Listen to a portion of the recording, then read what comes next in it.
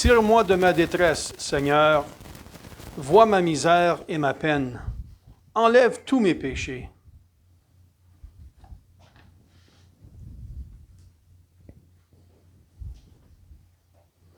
Au nom du Père et du Fils et du Saint-Esprit, Amen. le Seigneur soit avec vous. Et avec votre esprit. C'est vendredi aujourd'hui. Et puis, je voudrais rappeler les images que nous avons au-devant de nous du temps de carême, qui nous invite en fait à nous embarquer dans cette montée vers Pâques, dans cette marche vers Pâques. Nous n'allons pas l'oublier. Et cette autre image qui continue à nous accompagner à toutes nos célébrations eucharistiques et qui rappelle que nous vivons notre année jubilaire, 60 ans d'existence à Saint-Rémy. Mais aujourd'hui, d'une manière spéciale, nous voulons penser à Roméo, parce que nous savons que le 3 mars, c'est le jour où en fait, nous les croyants, nous disons que c'est le jour de sa naissance au ciel. Vous vous rappelez, dans notre calendrier liturgique, généralement, les dates qu'on choisit pour les saints et les saintes, c'est le jour de leur mort, parce que dans notre conception, la mort, en fait, c'est une naissance dans l'autre monde. Et moi, je me dis, quand on ferme les yeux dans ce monde-ci, instantanément, on les ouvre dans le monde de l'au-delà. Et c'est cela notre naissance au ciel. Et c'est cela qui est arrivé à notre cher Roméo sauvé. Alors on va rendre grâce au Seigneur pour ce qu'il a été pour nous, pour ce qu'il est pour sa famille. Et moi j'ai appris à le connaître vraiment à travers son fils Jean-Marc, qui nous rend un service incroyable ici à notre paroisse Saint-Rémy. Alors ce que nous allons faire, c'est très humblement. Nous allons simplement nous tourner vers Dieu et lui offrir nos demandes, lui demander évidemment qu'à partir du ciel, eh bien, qu'il continue à veiller sur sa famille, à veiller sur notre paroisse durant cette année qui est importante pour nous, l'année du jubilaire. Commençons humblement par reconnaître que nous ne méritons pas toujours les grâces et bénédictions que nous ne cessons de recevoir du Seigneur.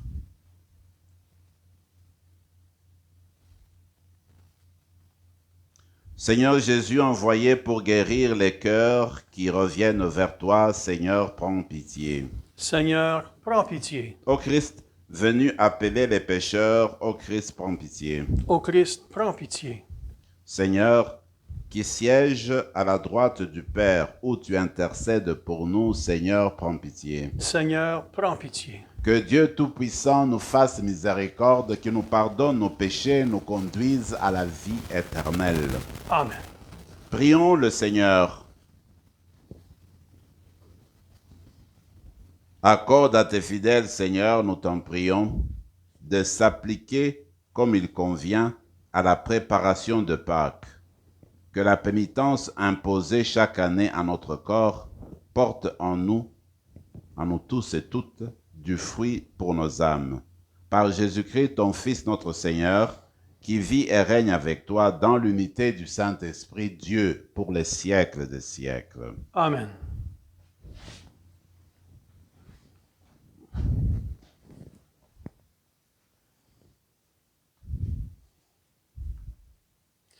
Du livre du prophète Ézéchiel.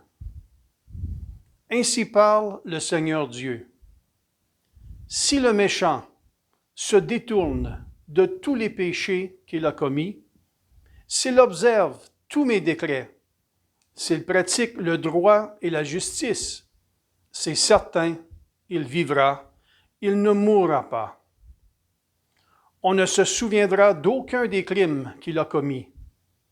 Il vivra à cause de la justice qu'il a pratiquée. Prendrai-je donc plaisir à la mort du méchant? Oracle du Seigneur Dieu, et non pas plutôt à ce qu'il se détourne de sa conduite et qu'il vive? Mais le juste, s'il se détourne de sa justice et fait le mal, en imitant toutes les abominations du méchant, il le ferait et il vivrait? Toute la justice qu'il avait pratiquée on ne s'en souviendra plus. À cause de son infidélité et de son péché, il mourra. Et pourtant, vous dites, la conduite du Seigneur n'est pas la bonne. Écoutez donc, fils d'Israël, est-ce ma conduite qui n'est pas la bonne? N'est-ce pas plutôt la vôtre? Si le juste se détourne de sa justice, commet le mal et meurt dans cet état, c'est à cause de son mal qu'il mourra. Si le méchant se détourne de sa méchanceté pour pratiquer le droit et la justice, il sauvera sa vie.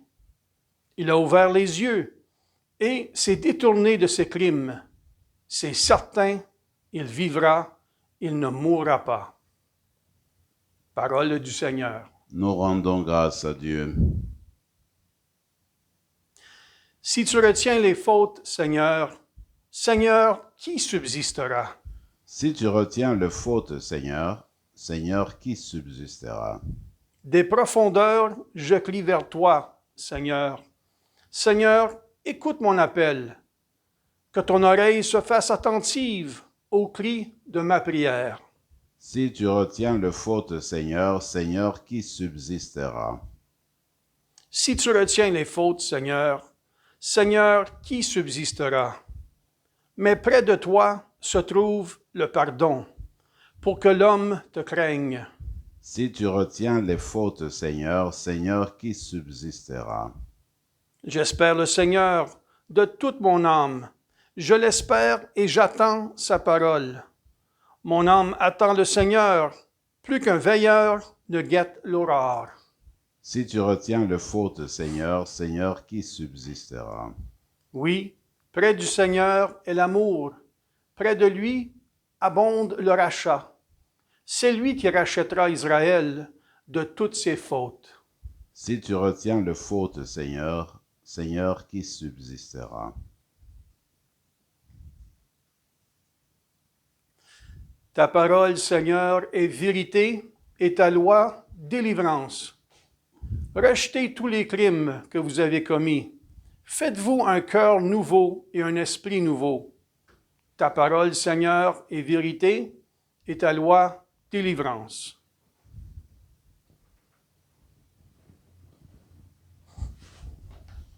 Le Seigneur soit avec vous. Et avec votre esprit. Évangile de Jésus-Christ selon saint Matthieu. Gloire à toi, Seigneur. En ce temps-là, Jésus disait à ses disciples, « Je vous le dis, si votre justice ne surpasse pas celle des scribes et des pharisiens, vous n'entrerez pas dans le royaume des cieux. Vous avez appris qu'il a été dit aux anciens, « Tu ne commettras pas de meurtre. » Et si quelqu'un commet un meurtre, il devra passer en jugement. Eh bien, moi je vous dis, tout homme qui se met en colère contre son frère devra passer en jugement. Si quelqu'un insulte son frère, il devra passer au tribunal. Si quelqu'un le traite de fou, il sera passible de la géhenne de feu. Donc, lorsque tu vas présenter ton offrande à l'autel, si là, tu te souviens que ton frère a quelque chose contre toi, laisse ton offrande là, devant l'autel, va d'abord te réconcilier avec ton frère, et ensuite, viens présenter ton offrande. Mets-toi vite d'accord avec ton adversaire pendant que tu es en chemin avec lui, pour éviter que ton adversaire ne te livre au juge, le juge au garde, et qu'on ne te jette en prison. Amen, je te le dis, tu n'en sortiras pas avant d'avoir payé jusqu'au dernier sou. Acclamons la parole de Dieu. Louange à toi, Seigneur Jésus.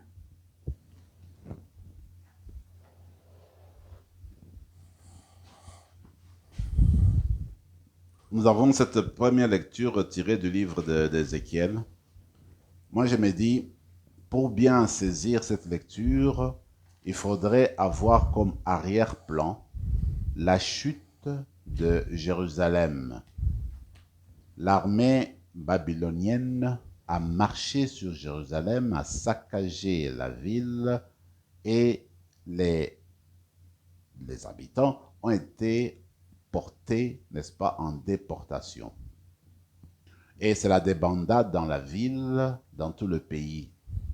Ézéchiel est jeune, il va assister à ces événements-là. Maintenant, le peuple, dans sa manière de concevoir, il reconnaît qu'il s'est détourné du Seigneur, qu'il a péché, qu'il a commis des innombrables péchés et qu'il subissait en fait les conséquences de ces péchés, qu'il subissait en fait une punition du Seigneur. C'est un peu dans la mentalité, donc le Seigneur punit tout le peuple. Mais là, Ézéchiel vient, il vit tous ces événements-là et il apporte un nouveau message. Un nouveau message qui en fait se concentre sur les individus et pourtant qui peut se répandre, s'élargir au niveau de tout le peuple. Voilà pourquoi il dit en fait, le Seigneur regarde nos actes. Et puis, il n'y a pas de fatalité parce que dans la manière de concevoir du peuple d'Israël, tout est fatal. On a péché, c'est fini, Dieu nous condamne. Il n'y a plus de porte de sortie. Mais là, Ézéchiel arrive et dit, écoutez, quand tu fais le bien et que tu persistes à faire le bien, tu te détournes du mal, tu ouvres ton corps au Seigneur, eh bien, tu vas être sauvé parce que tu as entendu le message de Dieu et que tu laisses le mal de côté, tout va aller bien. Si tu es dans le mal et que du coup, avec l'entente, l'écoute de la parole de Dieu, l'accueil de la parole de Dieu, tu reviens à transformer ton cœur, à te convertir, à ce moment-là, le mal t'est pardonné, le mal est oublié, le péché est oublié et tu es accueilli par le Seigneur, tu entres dans le salut, tu accueilles le salut, tu es sauvé.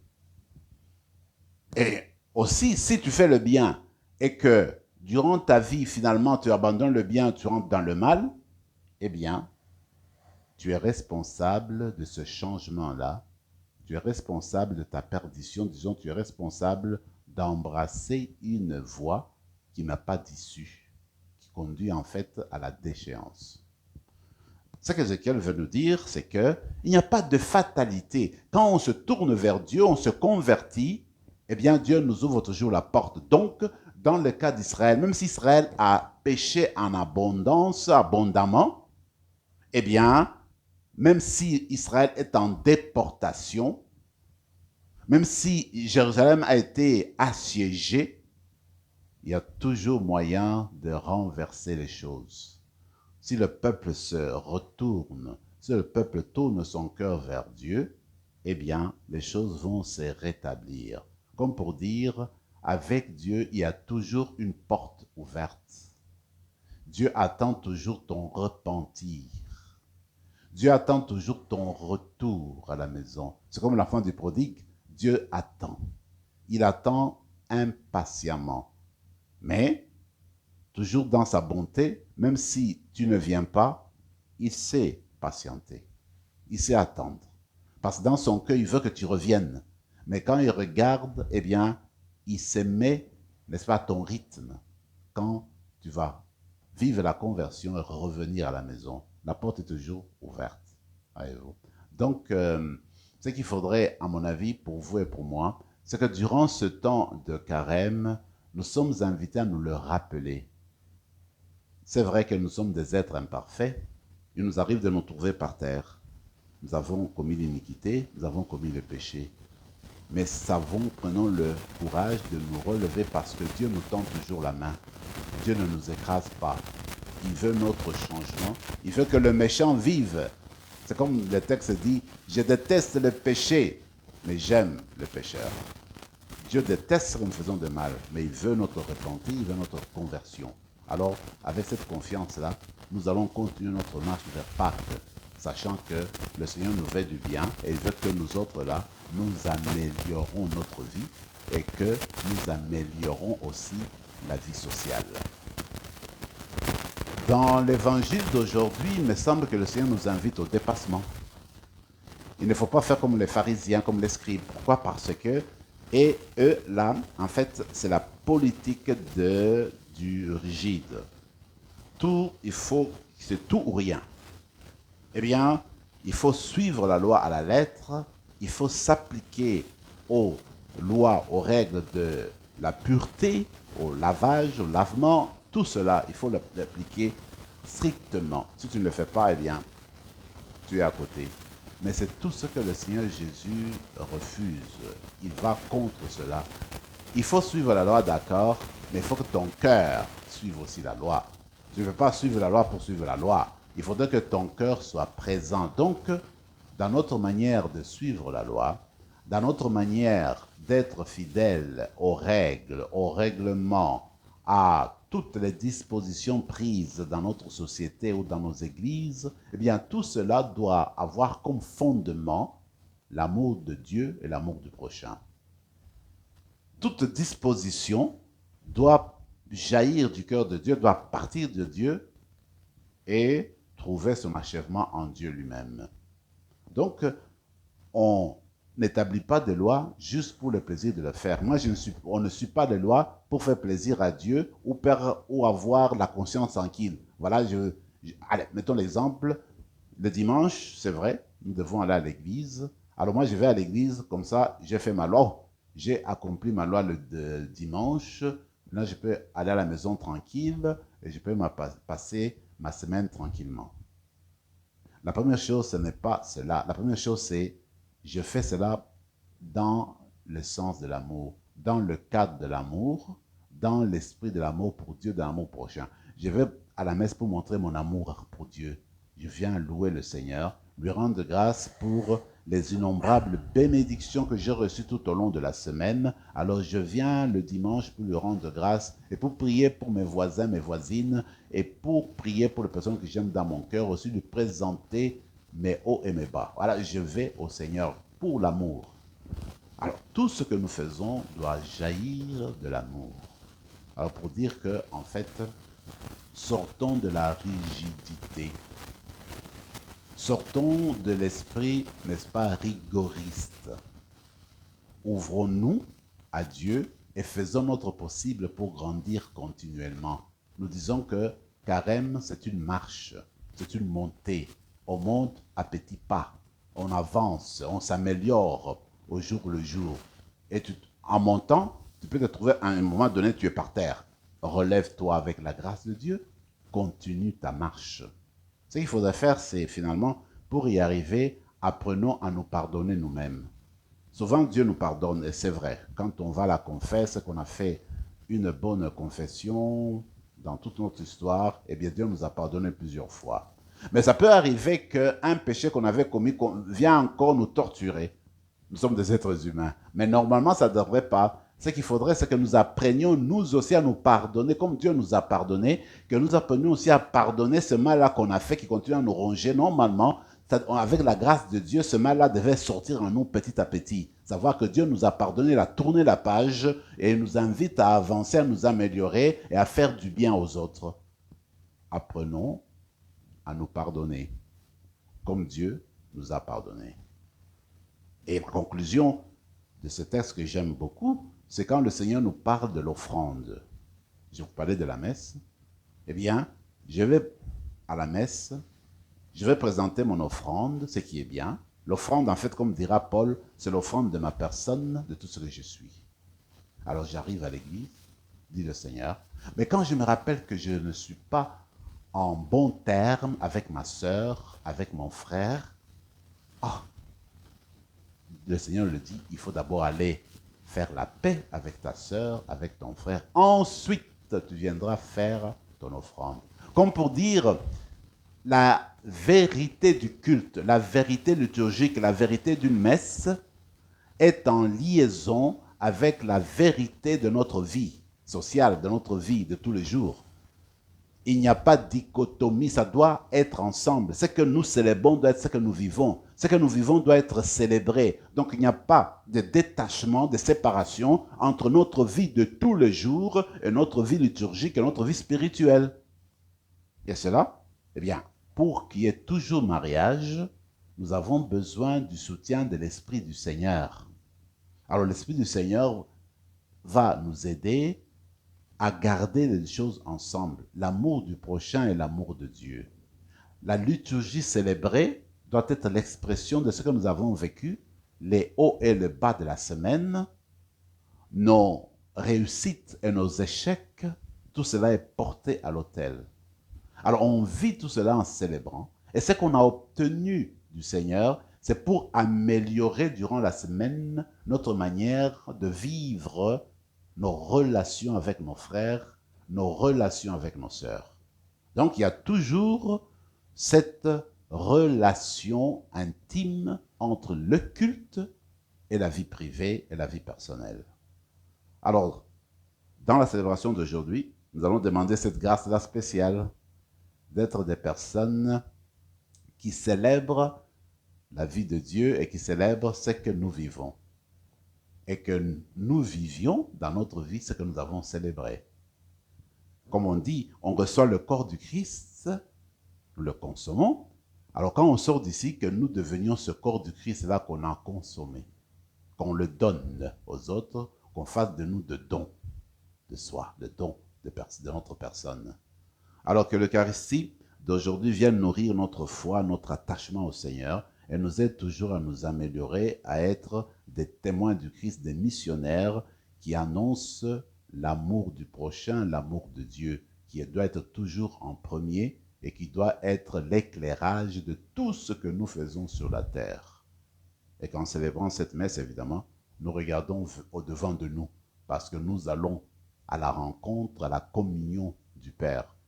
Beaucoup de personnes nous ont précédés, dont notre cher Roméo, de personnes que nous connaissons, ils nous ont précédés dans cette voie-là. Et nous marchons vers cette voie-là pour vivre la communion totale avec Dieu, une communion qui commence avec l'Eucharistie et qui va s'achever en plénitude au ciel quand le moment sera venu. Amen. Amen.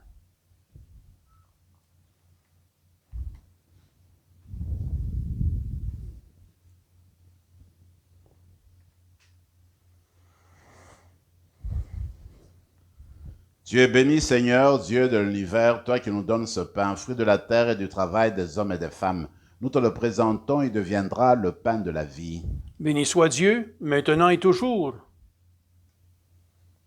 Comme cette se mêle au vin pour le sacrement, puissions-nous être unis à la divinité de celui qui a pris notre humanité.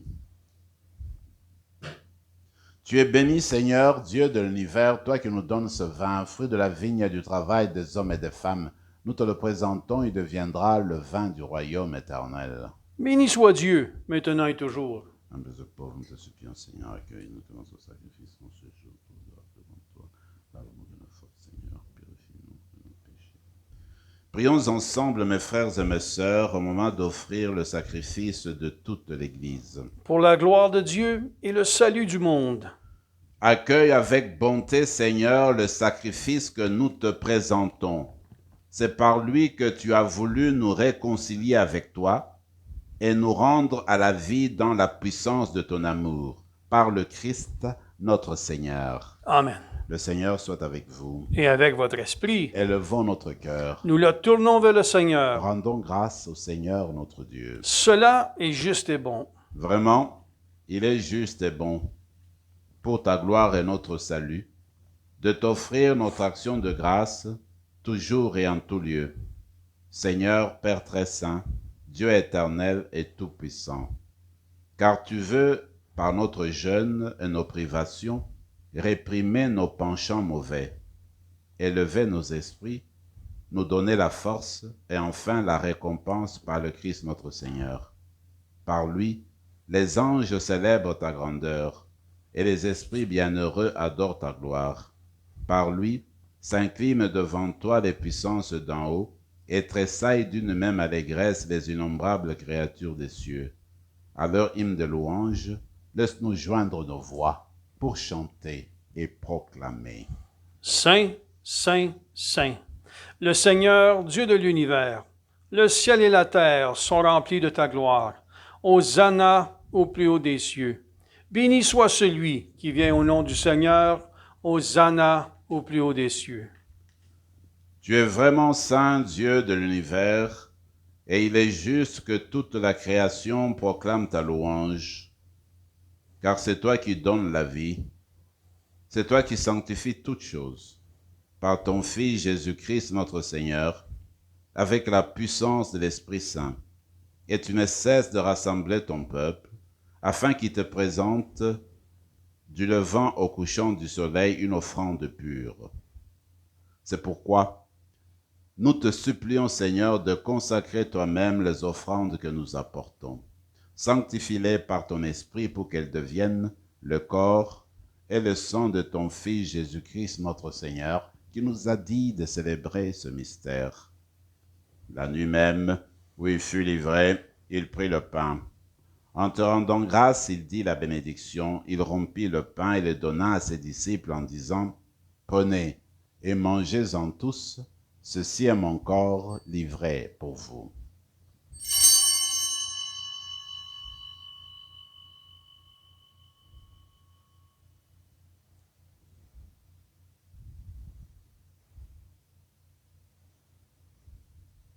De même, après le repas, il prit la coupe. En te rendant grâce, il dit la bénédiction, donna la coupe à ses disciples en disant, « Prenez et buvez-en tous, car ceci est la coupe de mon sang, le sang de l'alliance nouvelle et éternelle, qui sera versé pour vous et pour la multitude en rémission des péchés. Vous ferez cela en mémoire de moi. »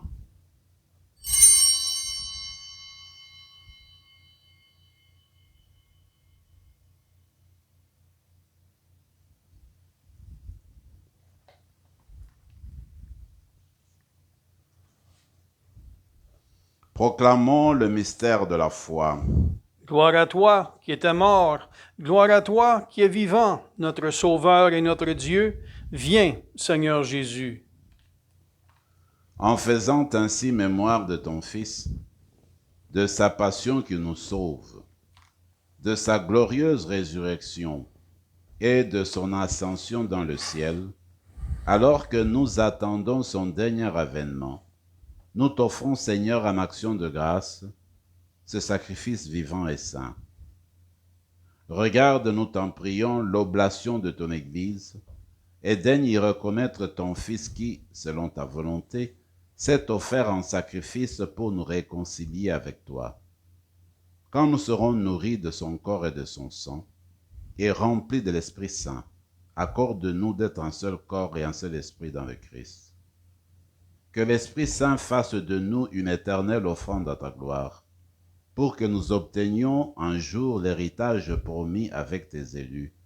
En premier lieu, la bienheureuse Vierge Marie, Mère de Dieu, avec Saint Joseph son époux, les bienheureux apôtres, le glorieux martyr, Saint Rémy, et tous les saints qui ne cessent d'intercéder auprès de toi et nous assurent de ton secours.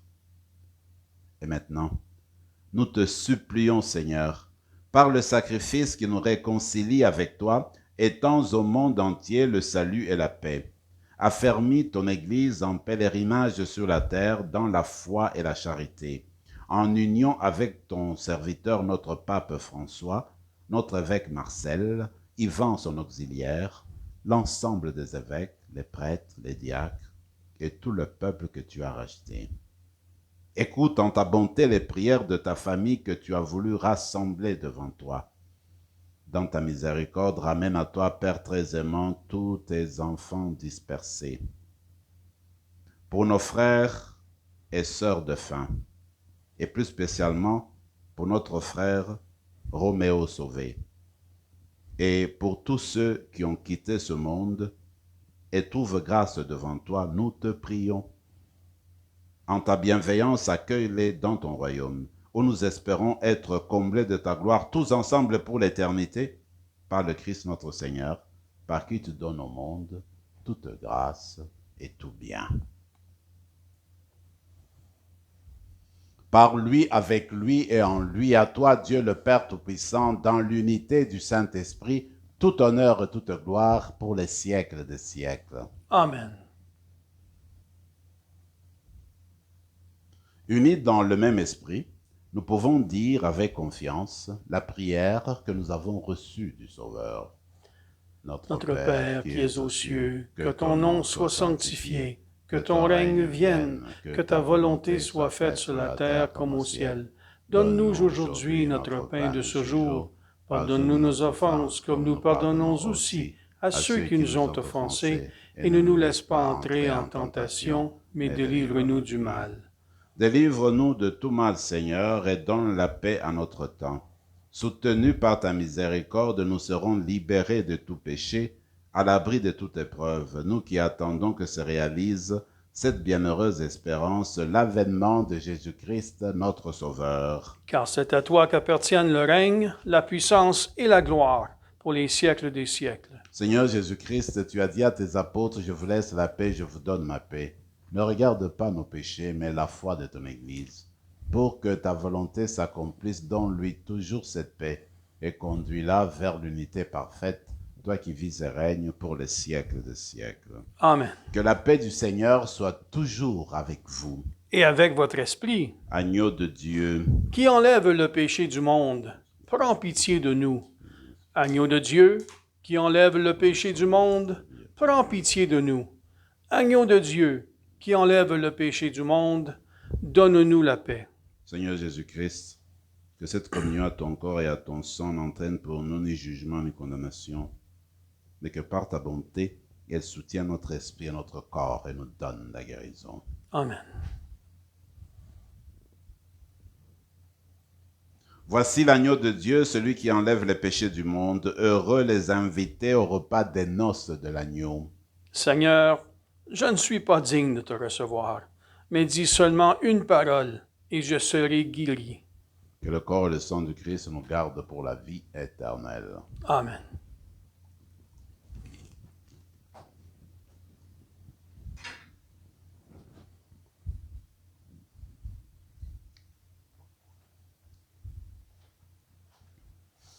Le corps du Christ. Amen.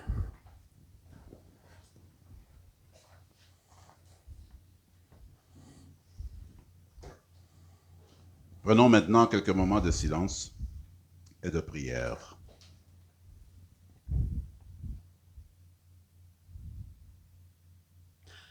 Par ma vie, oracle du Seigneur Dieu, je ne prends pas plaisir à la mort du méchant. Je désire plutôt qu'il se détourne de sa conduite et qu'il vive. Prions encore le Seigneur.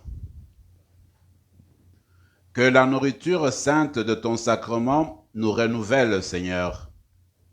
Qu'elle nous purifie de nos anciennes manières de vivre pour nous faire participer au mystère du salut, par le Christ notre Seigneur. Amen. Le Seigneur soit avec vous. Et avec votre esprit. Jette un regard de tendresse sur ton peuple, Seigneur, que se réalise intérieurement ce qu'il manifeste par une observance extérieure, par le Christ notre Seigneur. Amen. Et que Dieu Tout-Puissant vous bénisse, le Père, le Fils et le Saint-Esprit. Amen. Allez dans la paix du Christ. Nous rendons grâce à Dieu.